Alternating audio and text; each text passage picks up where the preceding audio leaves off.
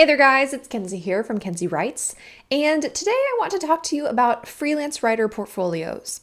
Specifically, what the heck to look for when you're actually evaluating them.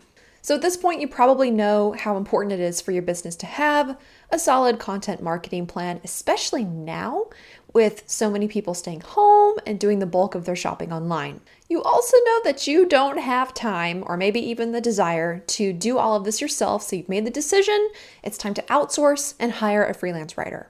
But now what? There's so many freelancers out there pitching their services. So how do you choose the right one and avoid getting saddled with a bad apple? Well, rule number one is that you always look at their portfolio. It's the best way to see if a writer's voice matches yours. And if I'm being honest, it's to make sure that they're legit. Unfortunately, scammers are everywhere, friends, and the world of freelancing is unfortunately no different. So here are a few things to look for in a freelance writer's portfolio before you invest in them or work with them. Use these guidelines to kind of avoid any icky red flags so that way you can find the best writer for your business. First off, timeliness matters a lot. You want to make sure that their portfolio includes pieces that are fairly current. We're talking within the last year or two at most. A few older samples are fine too, as long as they have some newer content kind of sprinkled in there. And this shows that they have relevant recent experience. And not all portfolios will include specific dates, and that's okay. The point is that you read through and you make sure that they have some pieces on like recent relevant topics in your niche. For example, if you're in the music business and the writer's most recent piece talks about how CDs, compact discs, are revolutionizing the industry, that's probably going to be a hard pass. Next is to make sure that the content is relevant. Let's say you're in the market for a blog writer and you come across someone whose portfolio is filled with white papers. That might not be a deal breaker, but in a perfect world, you want to see the writer's most relevant work for your project. And it's not just about the niche. You want somebody who's an expert in the type of content that you want them to produce. And yes, I know this will limit your candidate pool, but that's actually a good thing. As a business, you want a freelancer with very specific experience in your industry.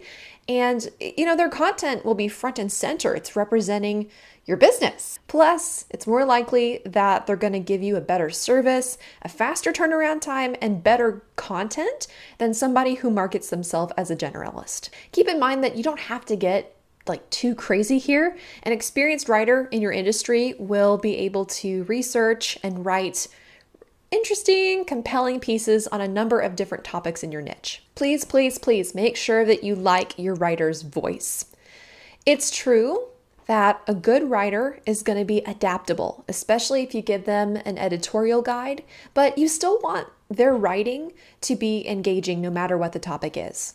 I once had to write about gastroenterology, and the client loved it, but I confess I had to take a few naps to write that one. So a portfolio is where writers can really showcase their voice on various pieces. So just remember that if you're looking for a ghostwriter, they can't usually share their ghostwriting work because of non-disclosure agreements or NDAs.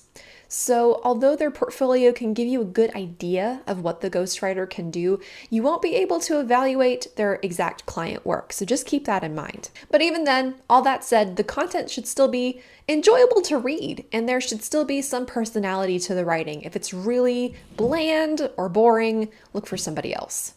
So seriously, don't underestimate the value of an awesome personality, and that's a big important life lesson right there. Pick a writer that you're going to have fun with. So this next recommendation might sound kind of confusing, but just hear me out.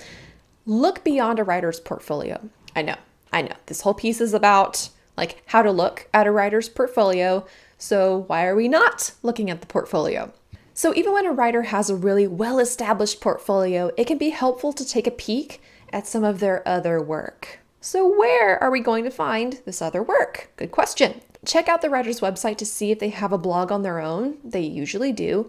Just maybe look at their LinkedIn profile to see if they've written any interesting articles. You can also look on medium.com or just sneak a peek at their social media. Even a simple Google search is going to highlight anything that this writer has written elsewhere, like for other clients or on Medium, or anything that they don't include on their website.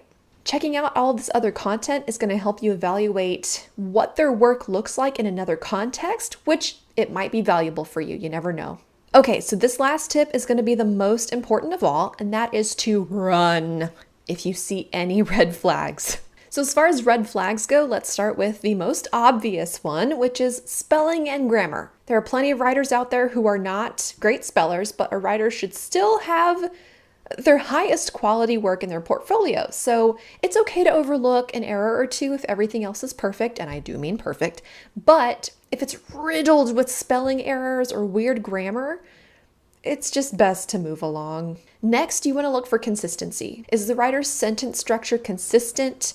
Does it have a style that makes sense, or is it jumping between like really casual and then really formal?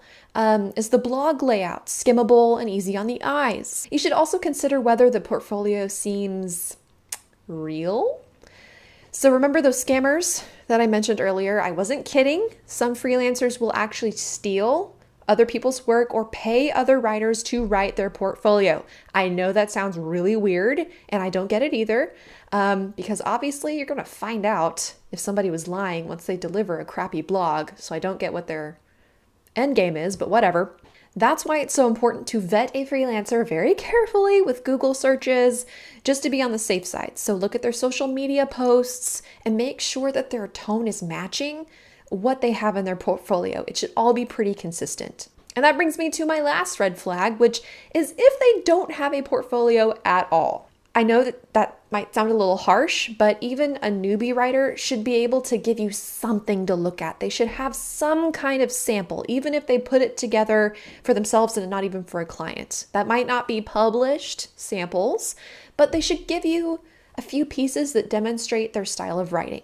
Otherwise, you're going to have no way of knowing if their voice or style is actually a good fit for you. You need something. So there are a lot of things to consider whenever you set out to hire your first freelance writer. I know it can feel really overwhelming for sure, but by keeping a couple of things in mind whenever you begin your search, you can narrow down your options to just a handful of really qualified candidates that you're going to be excited to work with, and they're going to love working with you.